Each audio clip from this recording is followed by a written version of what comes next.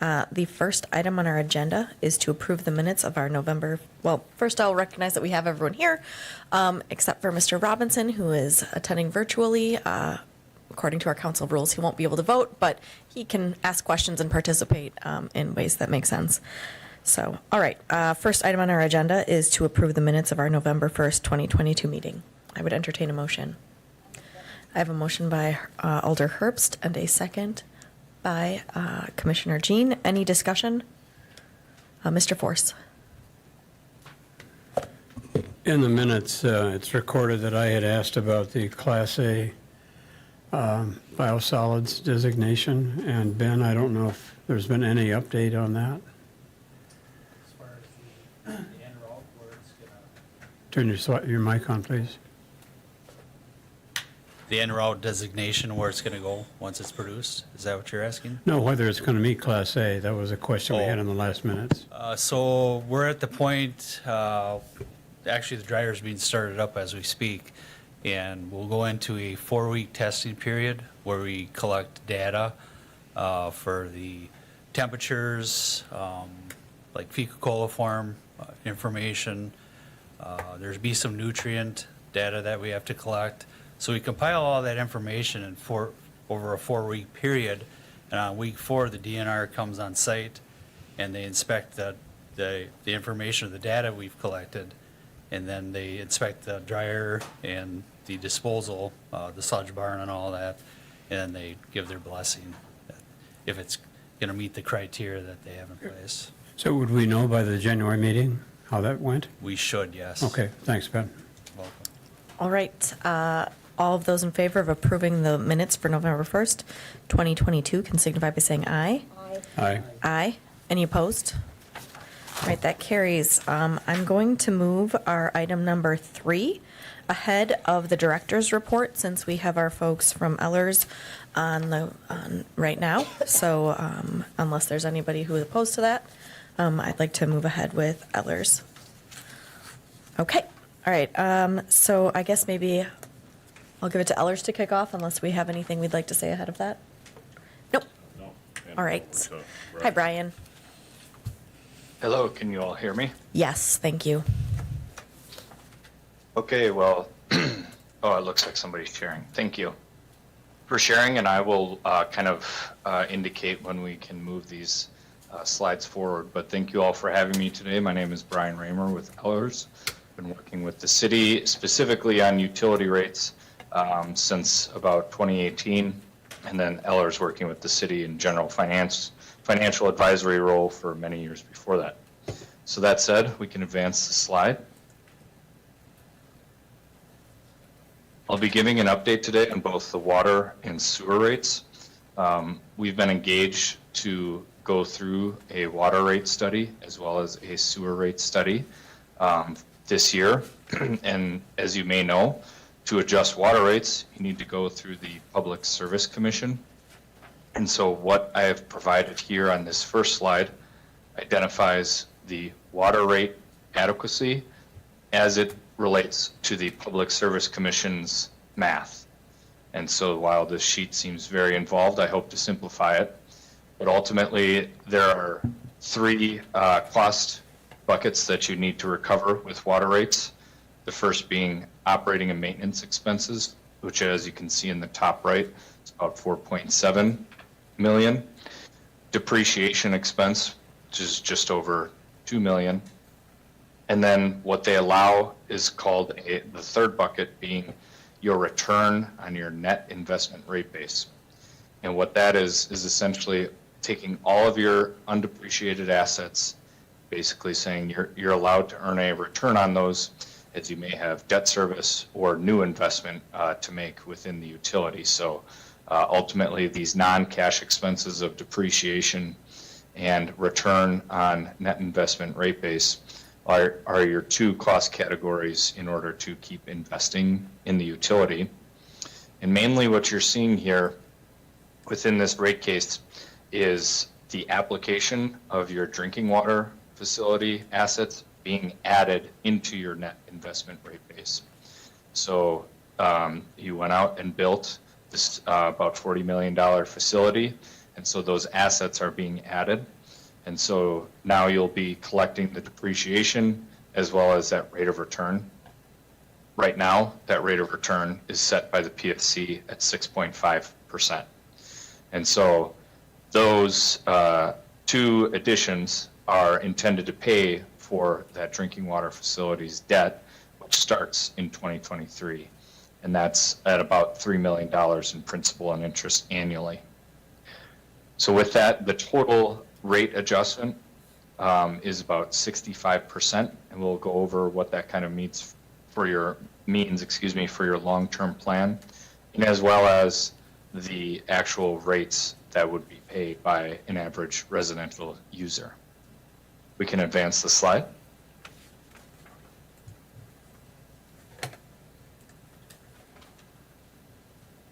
So first, looking at the long-range plan, just to kind of better explain as to how the PSC math works and is this enough in order to pay for debt service, amongst other things. We look at a long-range cash flow analysis for the next 10 years based on budgeted operating and maintenance expenses, your pilot payment, existing and new debt service. So this does include other capital projects moving into the future, including the upcoming PFAS project, as well as other road work and main work as a result of that road work. So this does include your 5-year capital improvement plan. You can see that about 2/3 down, where we identify capital improvements with the PFAS or GAC facility projects in 2024. And we've identified funding sources in the bigger packet tables that we provided. So if you were curious as to how those are paid for, but ultimately based on the utility's cash position, that's right now planned to be revenue debt, and then for 22 and 23, the ARPA funds that the city has. So with that, ultimately, I'll lead your eyes to the bottom of this table where you'll see all-in debt coverage, your cash on hand, and then revenue bond coverage. You want to keep the revenue bond coverage above 1.25. One thing to consider there is why that's higher is because it does not include your pilot payment in that calculation. That coverage is determined by your revenue bond documents that you have outstanding.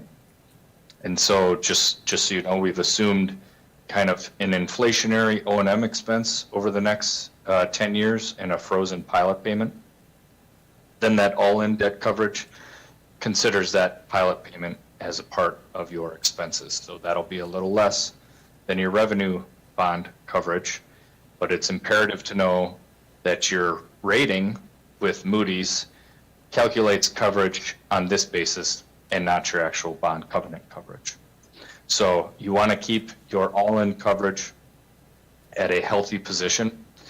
One thing that kind of limits this in the state of Wisconsin is, of course, the Public Service Commission and kind of the delays to implement rates that can take. So our intent is to file this case on December 15th, and then rates would be implemented by mid-year of 2023. So that's why you're not seeing a direct adjustment to 2023 revenues and maybe a lag there, if you will. So 2024 is the first year of seeing that full year at the new revenues based on that 65% revenue adjustment from the Public Service Commission application. And then beyond that, we do show simplified rate adjustments.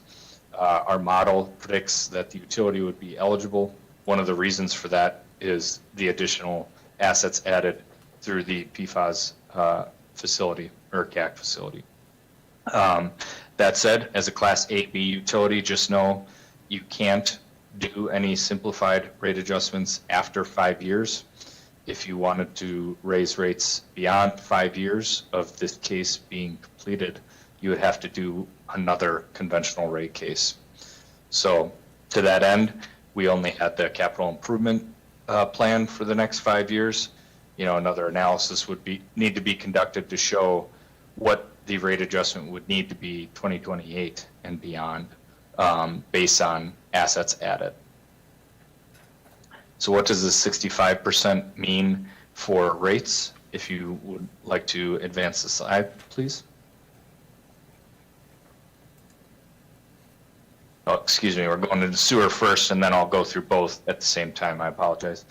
So the sewer rate adequacy, we are unregulated here. Ultimately, in conducting the sewer rate study, we have kind of that choice in terms of how we look at rate revenues. We can look at it the PSC way, O&M, depreciation, and rate of return, or we can look at it on a cash basis, which instead of depreciation and rate of return, you're replacing that with your actual debt payments and then what's called cash-funded capital. That cash-funded capital is intended to basically cover your debt coverage requirements that we spoke to, similar to the water utility, and then any actual cash applied for ongoing improvements that can be meters, other materials and supplies, those smaller capital items that the utility takes on an annual basis. So current rates are slightly inadequate for debt coverage, with the wastewater treatment facility debt starting in 2023 at about 3.8 million annually, and other additional future projects. So if you would advance the slide, please. The rate recommendations, again, this is not subject to PSC approval, but these are recommendations by Ellers based off of this cash flow, existing usages, et cetera. We would recommend implementing a 5% rate adjustment for 2023, and then a 10% rate adjustment in 2024. Ultimately, this will get the utility to a point where it can fund all of the upcoming debt service for the wastewater treatment facility. And then beyond that, kind of the remaining rate adjustments that you'll see in 26, 29, and 32 are more so to keep up with assumed inflationary increases in O&M. Ultimately, this again should be considered against that debt coverage that you are measured against by the rating agency. So you want to make sure that each year you have those revenues available for debt service to meet that coverage. So this model is intended to do so. Beyond that, you can see again the capital improvement plan is applied through 2027. So again, this would be subject to other recommendations as capital is added 2028 and beyond. If you would like, could you advance the slide, please?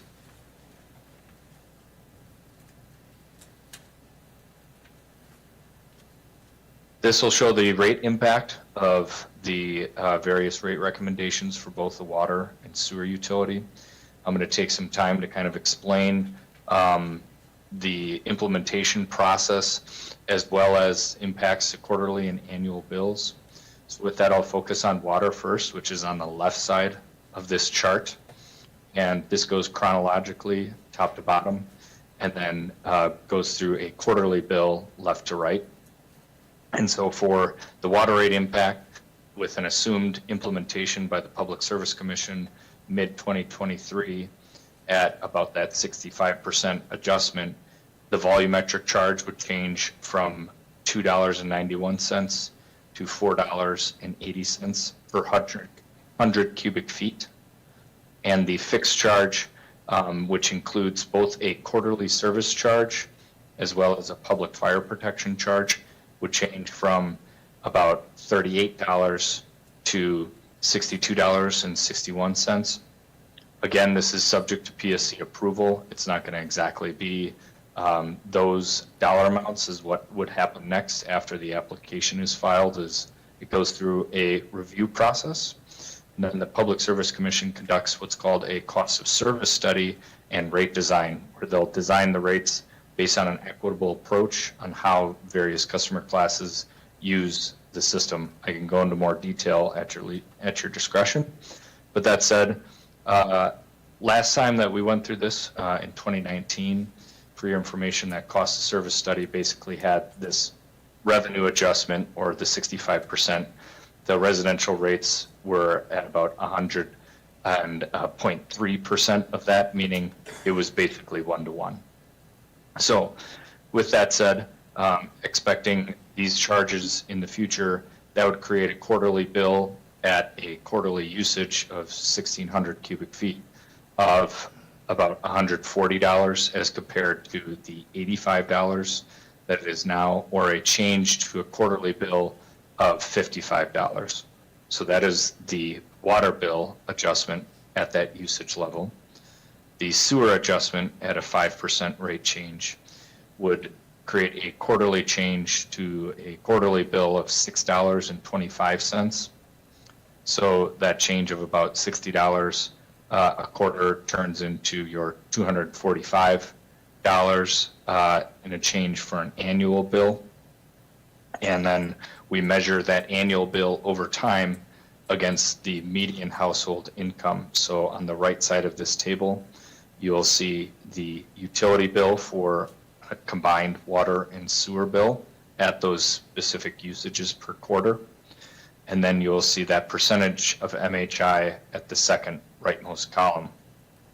This said, I do want to point out, as was pointed out a couple of years ago, the American Water Works Association standardizes percentages of MHI and kind of indicates affordability through this MHI metric, and will identify what are some standard percentages spent and per utility.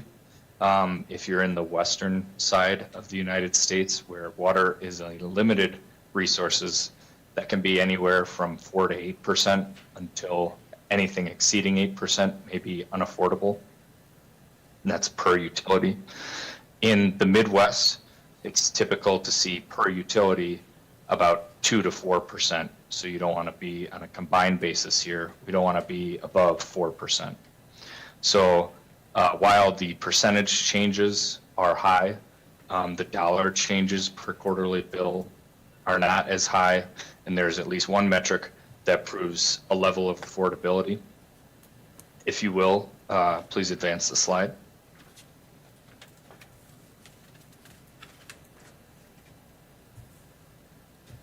We also like to look at affordability on a income basis as well, because median household income can mean less or more depending on what your personal situation is.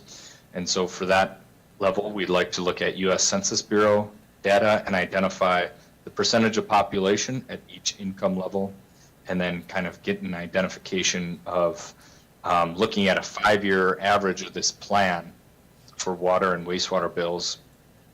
And again, this is taken at a similar usage per quarter over those 5 years, and what percent of income is being spent by income level.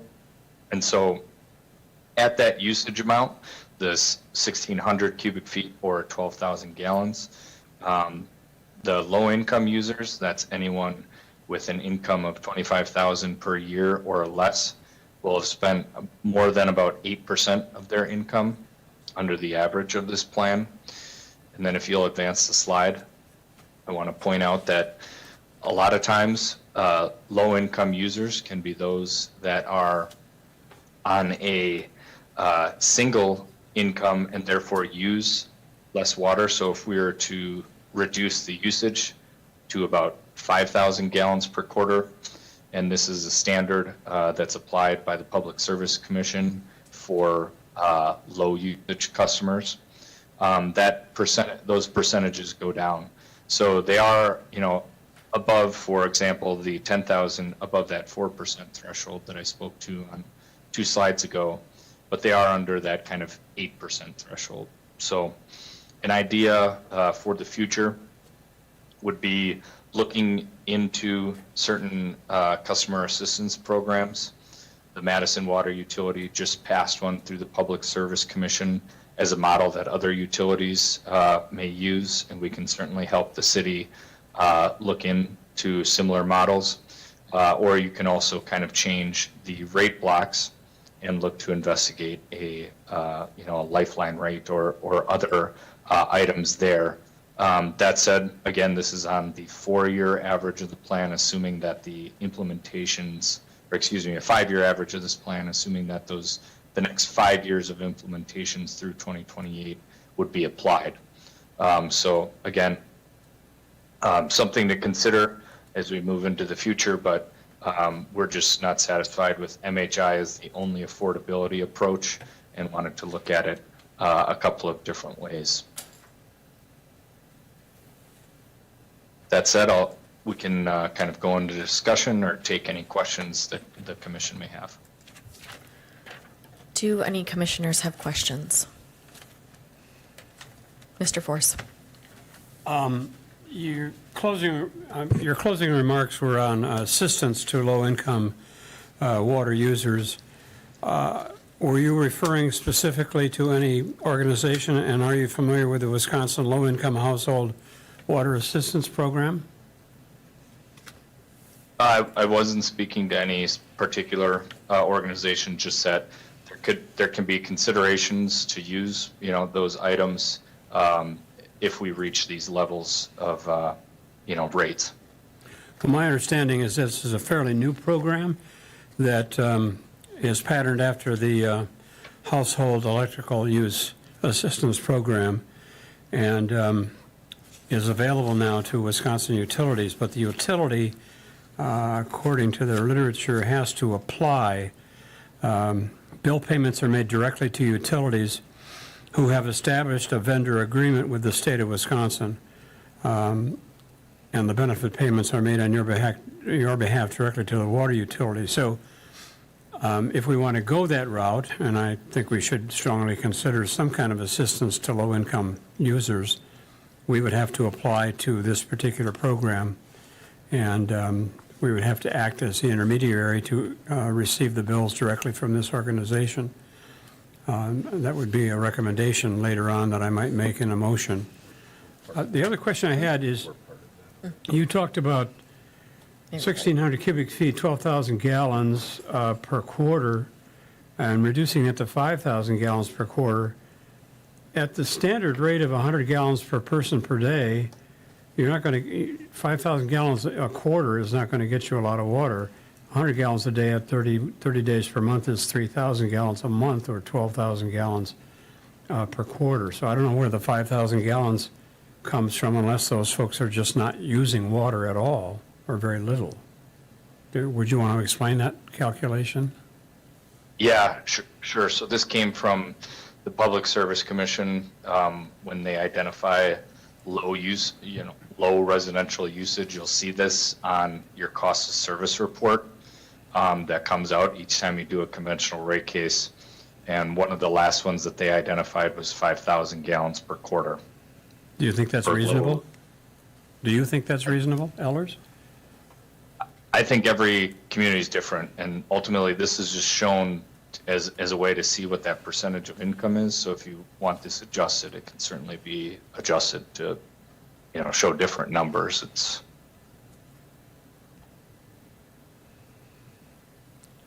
Okay.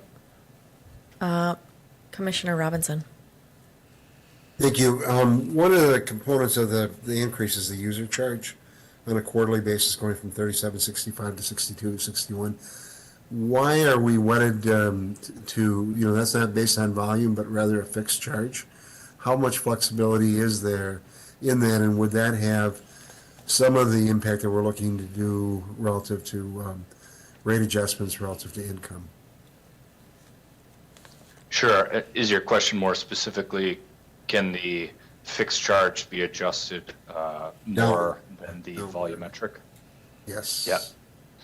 Yep. So ultimately, the Public Service Commission, through the cost of service study, identifies those cost components of the system, and then will apply how much, how many meters do you have, and then based on the meter equivalency units, how many equivalent units do you have, and they'll divvy up those costs that way. If the utility wants to propose a different form of recovering costs through either higher fixed charges or lower fixed charges, you're certainly allowed to do that. It just usually comes with extra costs, to the utility in order to have someone, like us provide that study to accomplish those goals.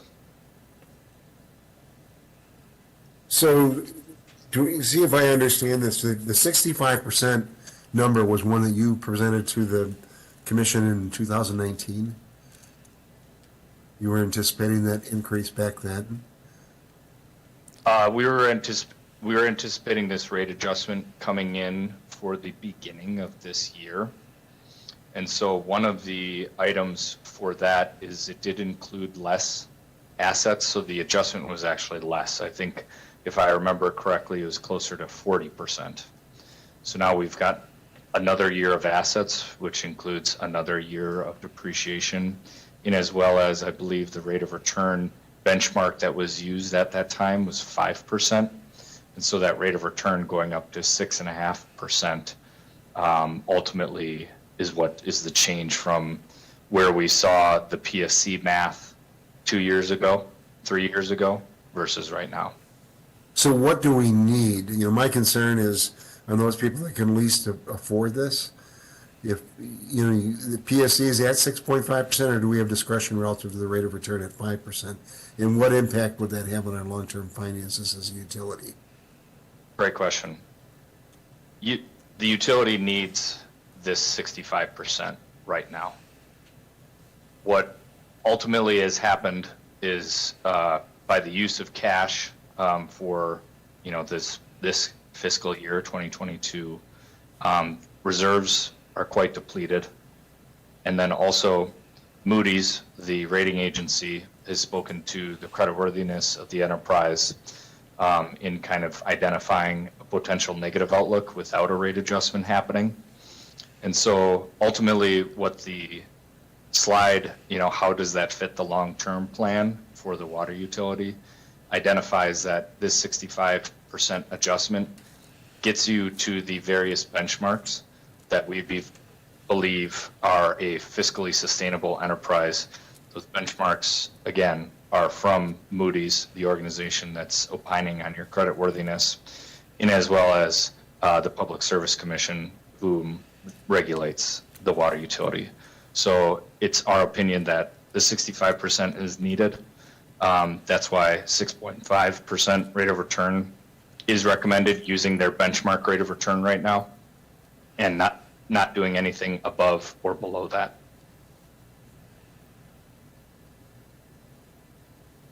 Have you taken a look at our revenues year to date? And we're taking things out of order, and I would have raised this earlier, but I think it's pertinent to the discussion. 6 out of the 10 months year to date, our revenues in the water utility are below where they were the year before, year on average. What concerns do you have about that going forward? And how might a decreased utilization rate affect the structure of, or the viability of the utility going forward? If we drive up prices 65% on the water side, what impact will that have on utilization? Is that factored into your calculations in terms of needs? Sure, I would say there's a couple of things to consider there before ultimately saying, if the usage is down, what are kind of our options? I would say the first thing to consider there is, should O&M expenses be reduced at all, right? So you have fuel purchased for pumping water. If you're using less water, you should be pumping less water. Otherwise, we have a leak problem. In addition to that, there may be other components at the plant that may need to be downsized in order to treat less water. So there should be less treatment expenses if we're using less water. That said, I think what's happening this year is we have a lot of concern with the PFAS and forever chemicals, that your expenses aren't dipping as a direct result of less usage. So I would say getting beyond the adjustments to be made in order to treat for those chemicals, what you may end up seeing is that with less usage, there may be less O&M expenses. Let's say there's not. Then the utility would have to consider additional rate adjustments or full-on system adjustments. The extreme case of that would be, Brokaw or others that see large users leave. And we've worked through some of those system adjustments in terms of are there decommissioning of assets or other things that need to happen in order to reduce our expenses and ultimately change our liabilities. So there would be a couple of things that would need to be done, and further investigation is ultimately that impact. But I would argue there should be some sort of dip on O&Ms if you're going to see significant reduction in usage on a continued basis. So based upon the chart that you provided relative to comparisons from other utilities, we will have the highest rates for meters in pretty much every group, based upon volume usage. What problems does that pose to the city as they try to either attract or retain existing users, volume users, and does that have the potential of driving users away if their raw materials, i.e. water costs, are much higher? Have you ever calculated that and seen, if you are the outlier in the highest rate in the state, what impact will that have on a utility? Sure, I would say it's hard to measure and basically say you're not going to develop because of your water rate. I think one thing that may be advantageous here, as in terms of messaging and marketing, would be you do have the new water facility, right? So it would be expected that the capital investment to be added beyond this plan should be relatively minimal as compared to the $40 million investment and $17 million investment that have been taken on So for treatment. is the assumption here then that the entire 17 million will be floated through the revenue bond, or the 16 million for the GAC, or will we have offsetting potential outside funding sources of grants that would reduce that? So if indeed we have, let's say, a $16 million project and we get 5 million from the state and 5 million from a federal earmark, and we reduce that to 6 million, what does that do about future rates? Yeah, no, that's another great question. If you go to the packet material, and it would be table 7 of our water study, this does identify, table 5 through table 7, but starting with table 5. To answer your question, that GAC project was assumed in this plan to be funded 100% from the utility, meaning no grant funding, or 17 million coming from the Safe Drinking Water Fund Loan Program. It is likely to receive what's called principal forgiveness or grant funding from that program due to the bipartisan infrastructure law and the emerging contaminants spend that the DNR will be annually applying to that program. So I would anticipate that this is quite conservative as constructed here, but conservative on purpose. People can't unsee numbers. We would wish to have something less than this. But that said, as you'll go through the tables, and then I see in table 7, the GAC project is ultimately 17 million in principal shown there, and then the interest expense at 6.6 million. So this would be fully funded through the current rate adjustments, and then to be determined in terms of where future O&M expenses go, pilot expense if the resolution were to change, et cetera. So how does that impact the 65%, or does it?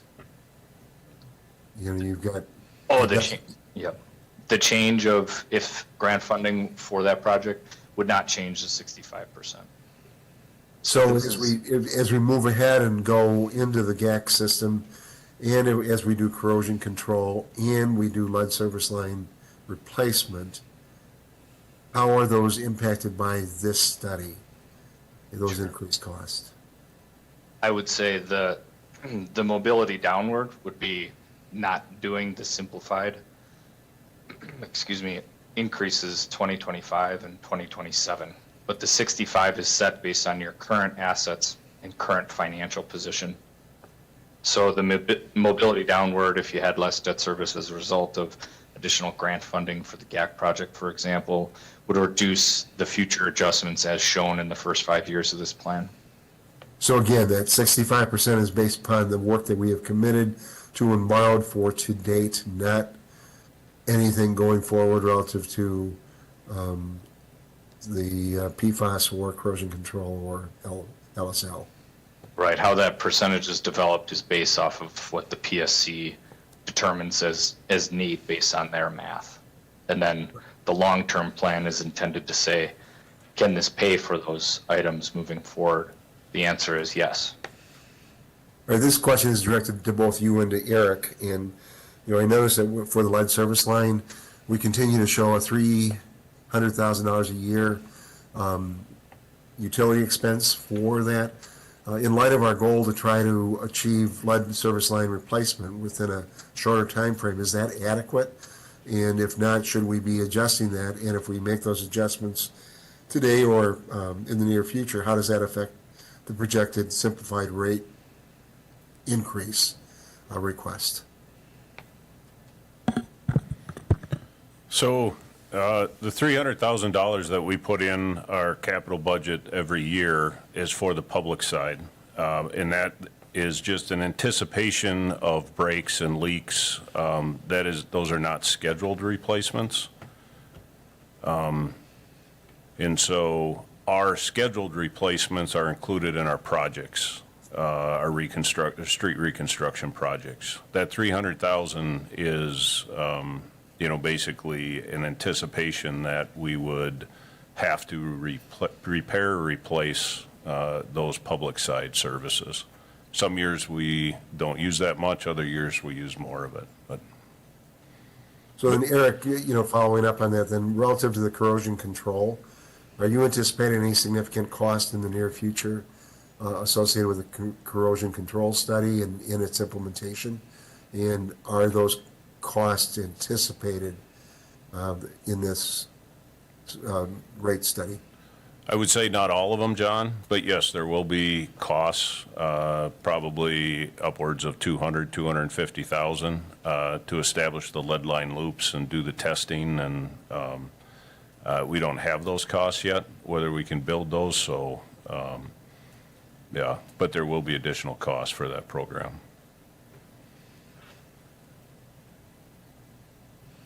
Should we build those into the capital plan? We Or certainly, is it too hard?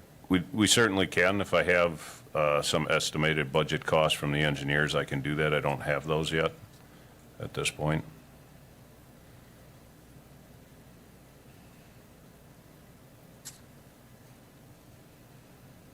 Do you have any further questions? No. How about anybody in here? Oh, yes, Finance Director Grote.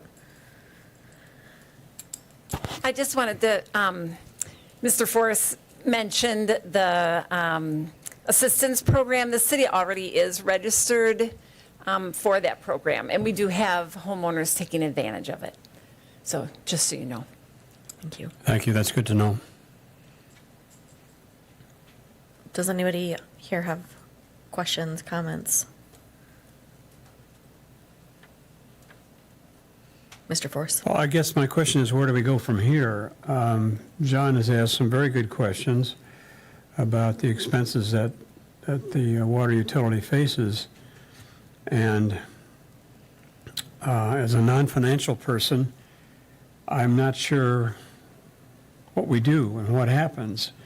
I'm very concerned that a 65% increase is a huge burden for our lower income ratepayers, not so much for our higher ones perhaps, but according to the Eller's tables, we have a lot of folks who are earning less than $50,000 a year. That's why I think this low-income household plan is an important one for us to not only maintain, as Ms. Grote has said, but we should be promoting it as well. In other words, giving lower income water users a way to help them pay for their water service. We had discussed in the past, Eric, about the fact that lower users of water pay more per gallon than our higher end users, and I don't know if we've ever done any serious study of that and I don't know if we've ever considered making any change in that ratio. My main concern, as I said earlier, is how this is going to impact lower income users. We have put in place, as I think some of us know, I hope a lot of us know, a water savvy program which offers suggestions and helpful hints on how people can save on water consumption and thereby save on money. And I would say, looking at what we're looking at in the future, those savings could be more significant than they've been in the past. So that's again something I think that we should be promoting with low-income users. That's where my main concern is. How is this going to impact those folks earning in the lower income brackets? I think to answer your one question, Jim, yeah, we did have conversations about establishing a custom rate, through this as we move forward. And we initially brought that up with Ellers just simply because we had talked about that before and making that additional bracket. At this point, we know we need this 65% implemented, to cover your expenses and the mandates that are being put on us by the state. And so I think as we move forward with a rate case, we can certainly do that. We've also had discussions about monthly billing versus quarterly billing as well. And how to move that forward to implement that throughout the city as well. So I think those are a couple steps that we do need to take, Jim, over time, and that would require another rate case to do that. Yeah, if you'll let me answer that question too. That was one thing that I asked right when I saw this report initially, and it does require an extra step, but I am interested, especially if this body is interested in pursuing that as well. But the one thing that was pointed out to me was that we spent the money, we got to pay for it. Mr. Robinson. Well, that was my point. I think we want to be careful about talking about this being compliance cost, because I think it really is paying for what we've done versus bringing us into compliance. And, granted, some of those compliance costs were built into the new facility, but let's not confuse this going forward with those PFAS removal and other costs. So just want to make sure that that's understood. How much flexibility do we have relative to the rate increases? What goes through PSE? Is it the overall rate increase of 65%? Is there an ability to adjust the fixed charge and the rate within that, or are we locked into what is submitted on December 15th? I don't know. I can go through that. Thank you. So ultimately, right now, how the process is set is that on December 15th, you supply your application, which would have the information as discussed on that one slide that basically requests a revenue change. After the PSC conducts its audit to basically say, what are your O&M costs, how do your asset additions look, to make sure they've ironed out all of those details, they'll give you their final determination of what that revenue change is, or what is that 65%, does it move up or down? And they go through a whole process that takes about 6 weeks in order to get to that point. After that point, staff members at the Public Service Commission choose to complete what's called a cost service and rate design. And what that cost service does, will take that revenue adjustment and then they'll apply that across all of your customer categories and say, this is how a customer uses water, this is how they use the system, and this is how they cause costs on the system. So that's the point that the city could choose to, at a future point, or right now, to supply their own cost of service study and rate design based on certain objectives that they may have, whether that be raising or lowering the fixed charge, applying another rate block so that you have a cheaper rate block for smaller usage amounts.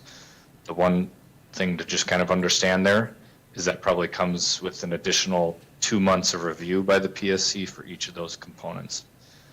So each time you're kind of requesting more things outside of the PSC's normal highway that they travel down, those deviations cause them to kind of delay things further.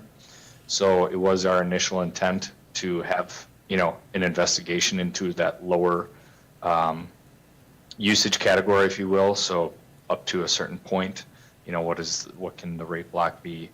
That said, that can be included at a future review with the Public Service Commission. So to get to the financial point that we would like to, under the current assets that have been added, mainly the drinking water facility, is our recommendation to forego that and go down the PSC highway, if you will, to continue with my metaphor. So that said, you can certainly apply for additional items. It would be outside of their normal review process, though. Which would add time. Correct. Do we, this is a question for the mayor and Eric.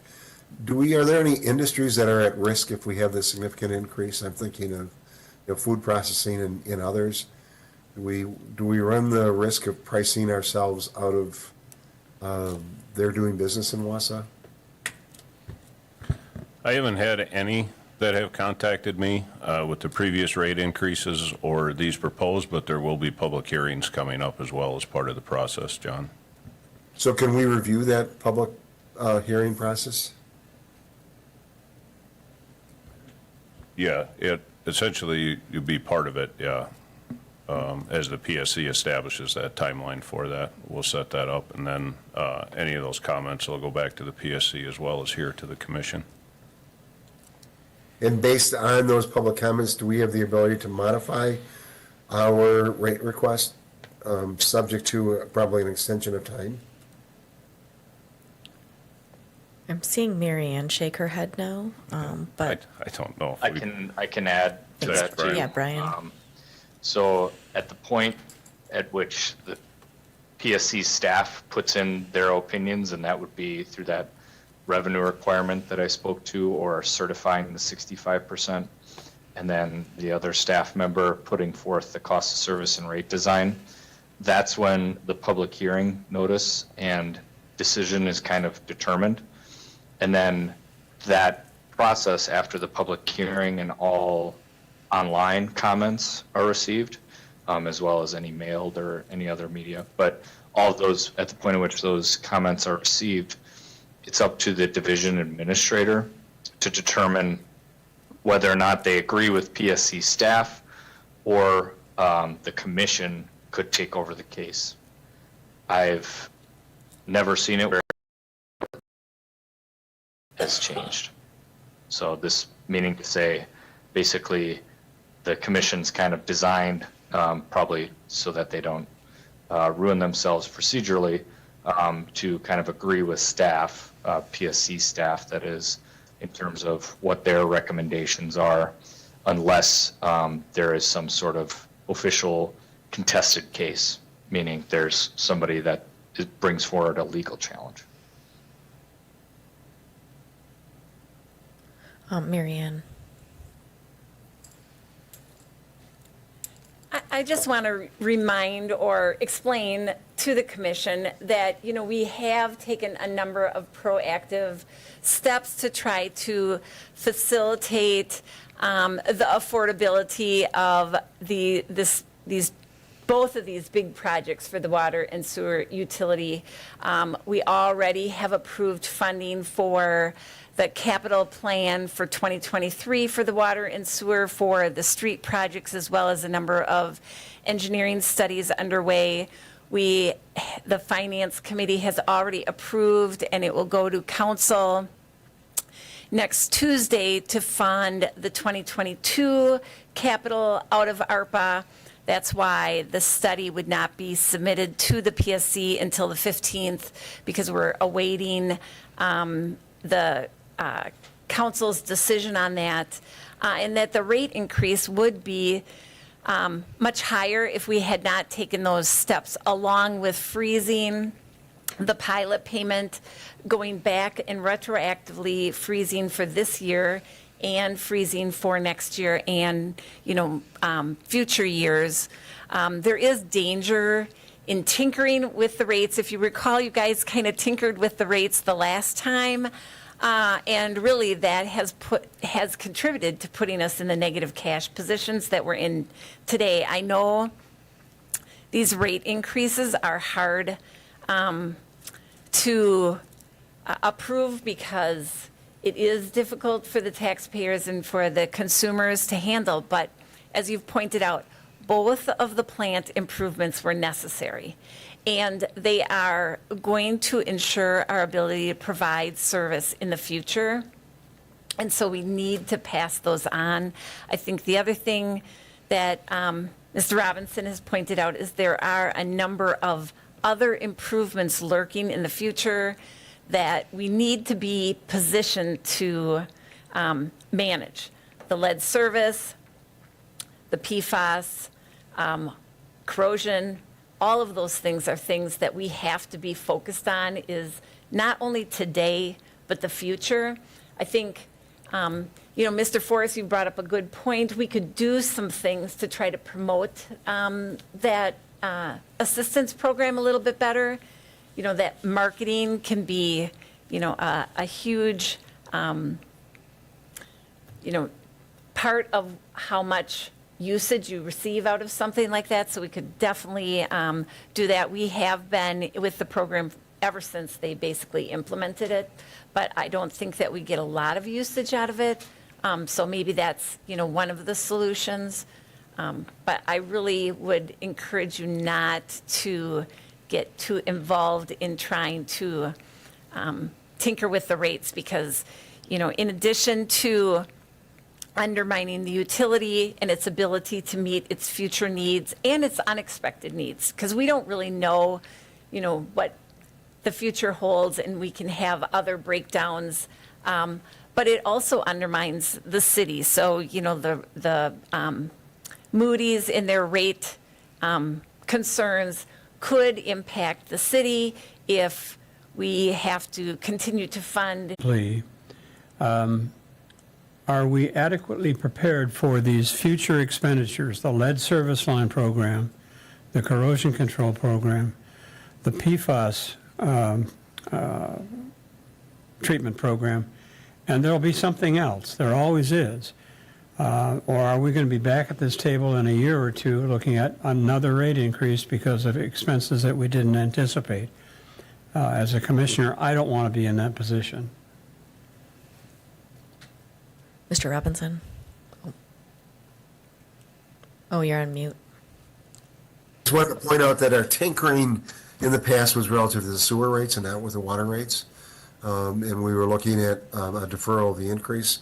And at that time, we asked the question if that would impact our cash flow and other things, and we were told no. So we're comparing apples to oranges. And I realize that the utility is a conglomerate of the two components, but the previous tinkering was done on the sewer side, which is within the purview of the commission.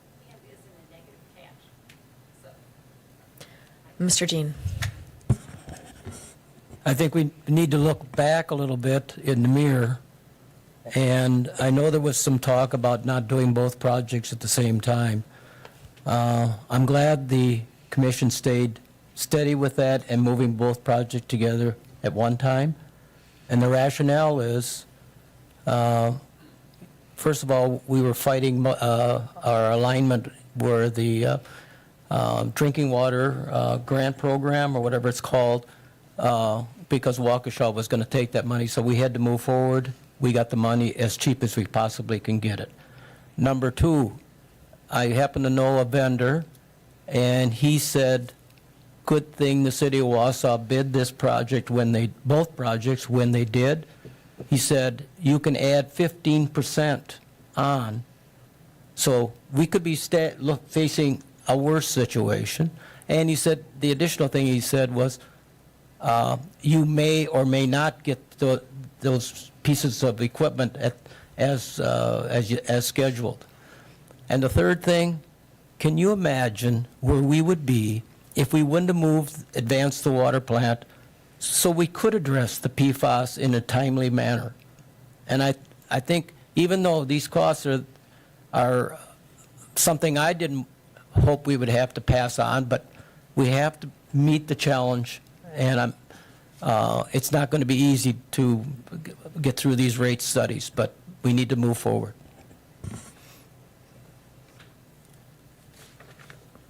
Questions, comments from the commission, staff? Mr. Jean? Do we have to make a decision on anything today? This is just an information? Because I think we should move on to others, items on the agenda. So this item was just the presentation by Ellers. Yep. So, all right. Everyone satisfied with moving forward? Okay. Thank you very much, Brian. Thank you, Mary Ann. Thank you all. All right. I'm going back to item number 2, which is the director's report. I'll kick it over to you, Eric.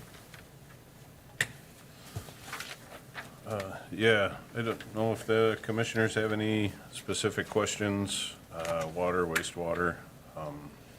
And I know I had one question about stormwater in particular, so commission doesn't necessarily oversee that, but it seemed to be relevant with other things that we're doing, so.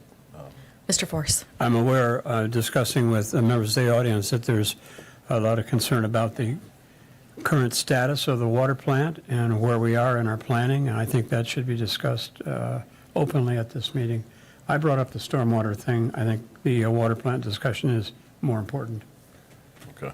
Item number 4 is the update on the construction, so Yeah. if we don't mind waiting until that item. Anything further on the director's report? Otherwise, I'm good to place it on file? Yeah? Okay. All right. We will move on to item number 4, construction update, update on the construction of the water treatment facility. As you can see in my memo, in the packet, we made a lot of progress in the last little over a month. It's been very significant.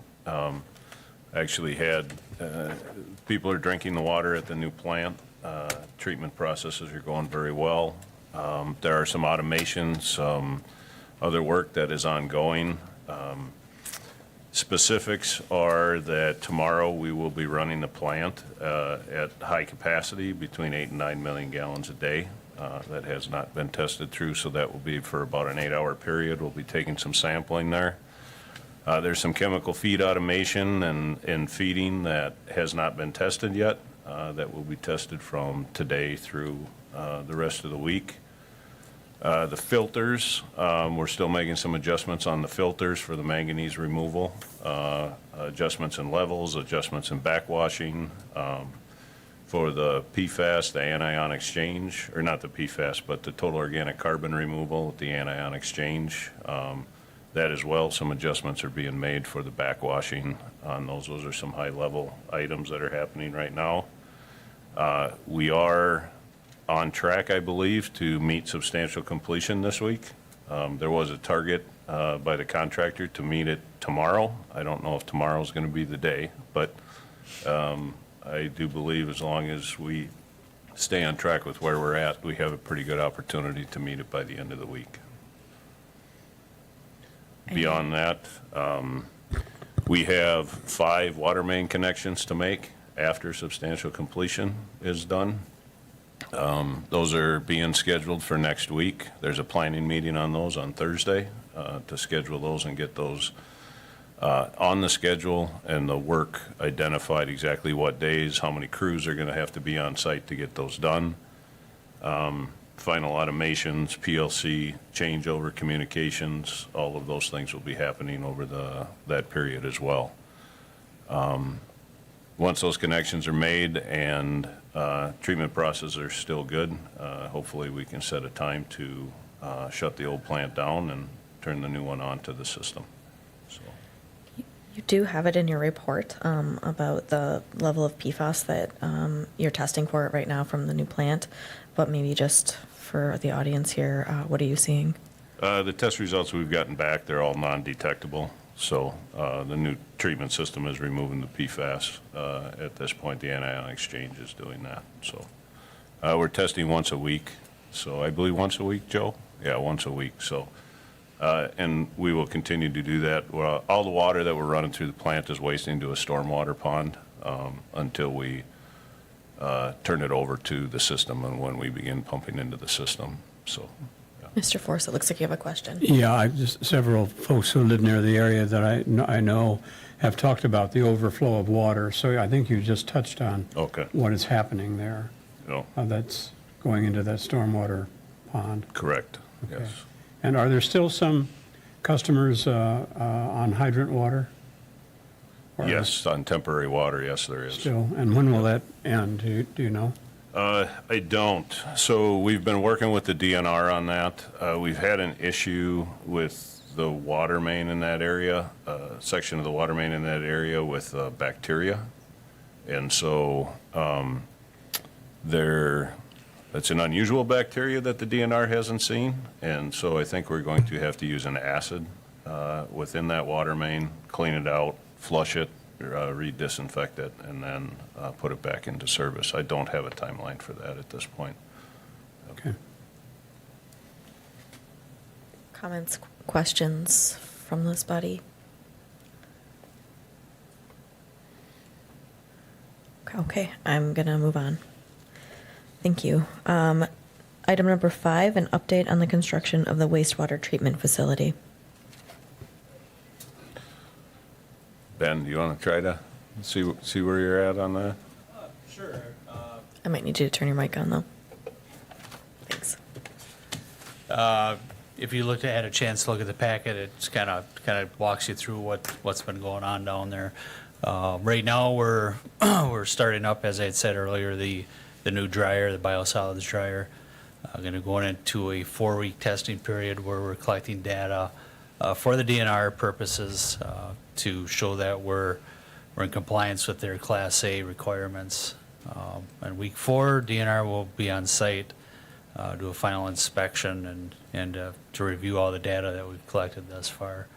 So in that process right now, disc filters the performance testing's been put on hold. There's one major component that we were having some issues with, a breaker. So the engineers and the contractors are in the process of figuring that out right now, why we're having issues with it.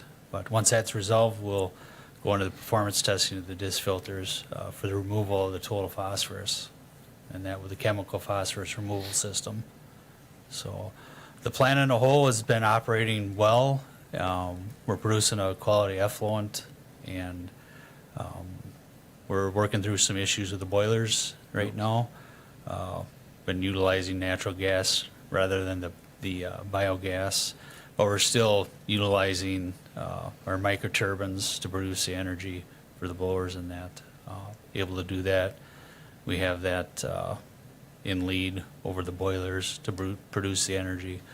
So other than that, chemical systems are working fine. The new equipment in the solids handling is working well. So that's pretty much it for right now. Mr. Force. You said we're producing a quality effluent, but the phosphorus removal filters are not online yet. So what are we getting as far as phosphorus in the effluent? Well, right now our limit's 34 pounds per month on an average. We're using chemical alum Oh, okay. right now, chemically removing it with some biological phosphorus. With manipulation of the processes and that, we're able to do some biological removal. So with some more optimization, we're hopeful that we can do more. So are we under the permitted level now, or? Definitely. And We're what is that, Ben? Well, What's our permit on phosphorus? it's dependent on the flow. So it's averaging between 0.3 and 0.6 parts per million is what we're able to discharge to stay underneath that 34 pounds per month on an Okay. average. So, Okay, thank you. welcome. Any other questions or comments? Nope.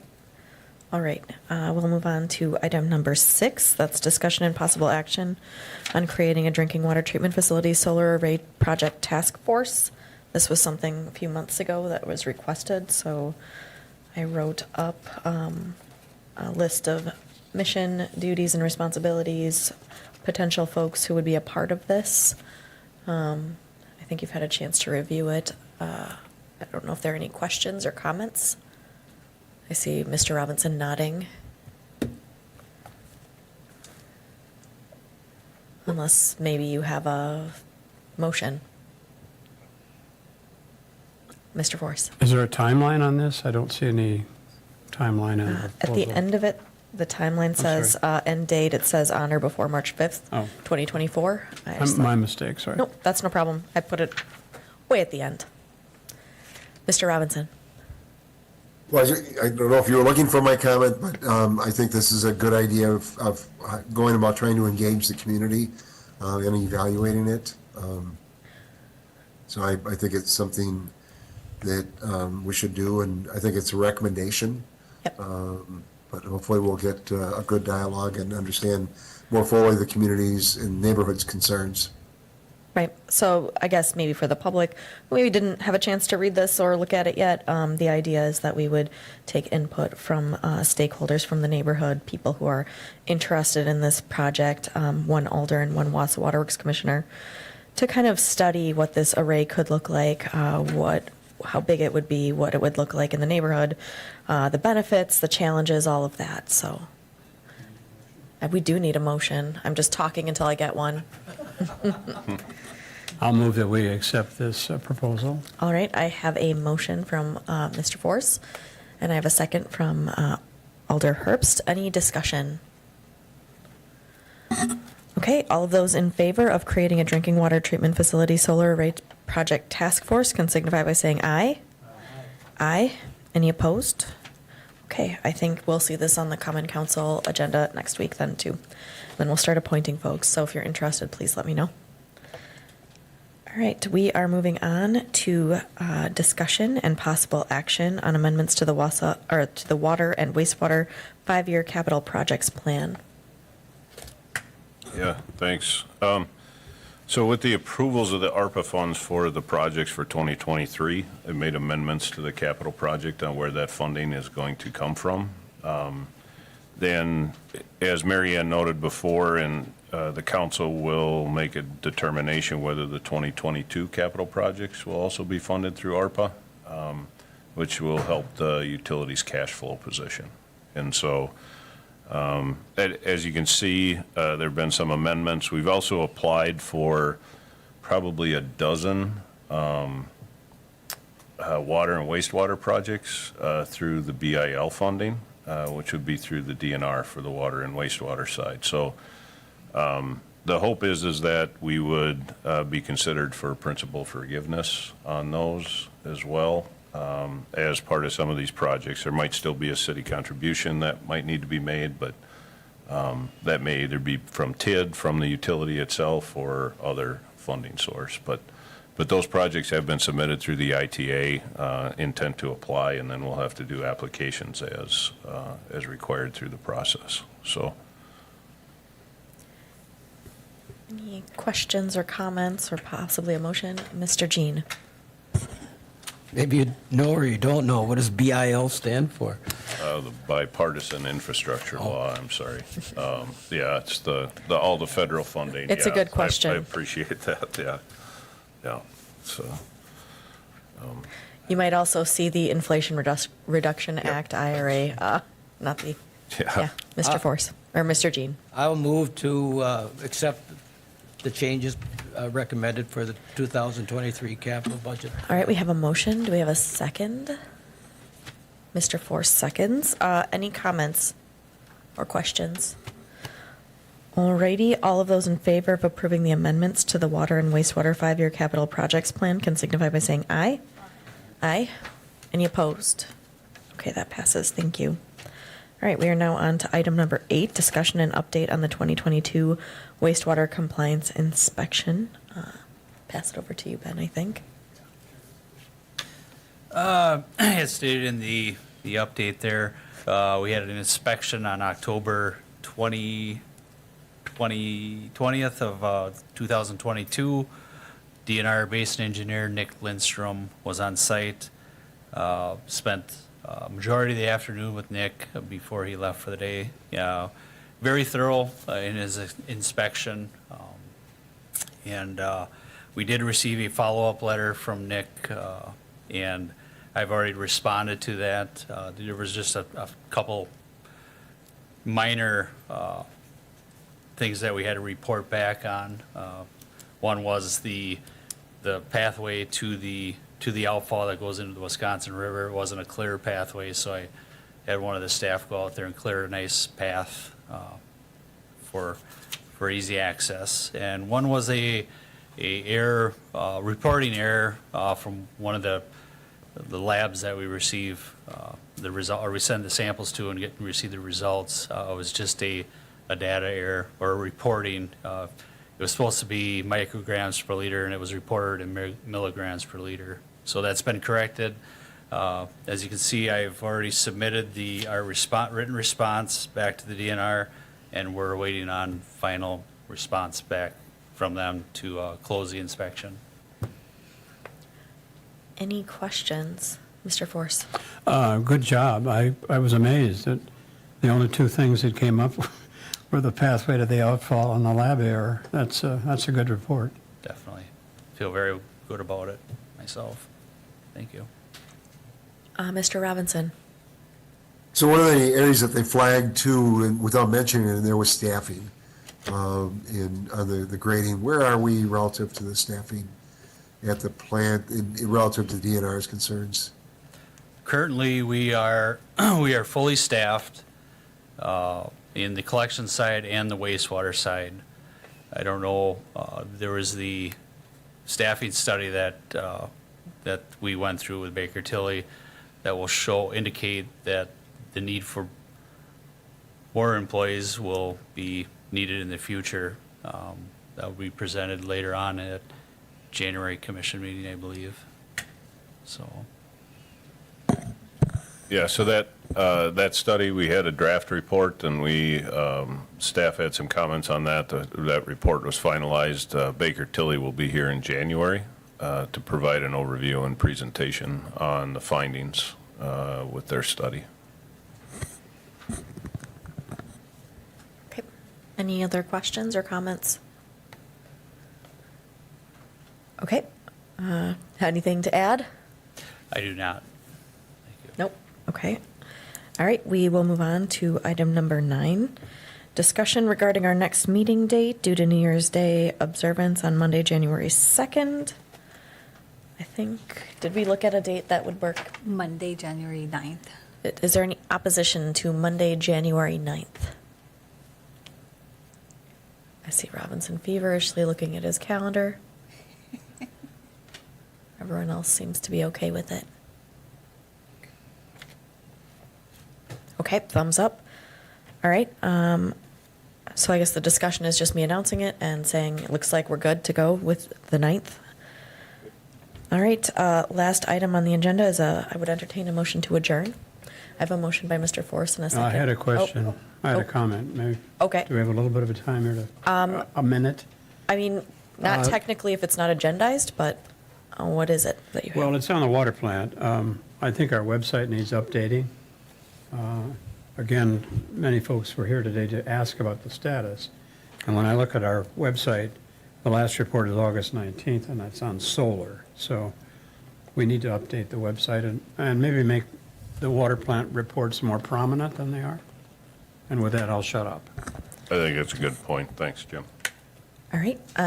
It looks like I had a motion to adjourn from Mr. Jean and a second by Alder Herbst. All those in favor can signify by saying aye. Any opposed? All right. Thank you very much, everyone.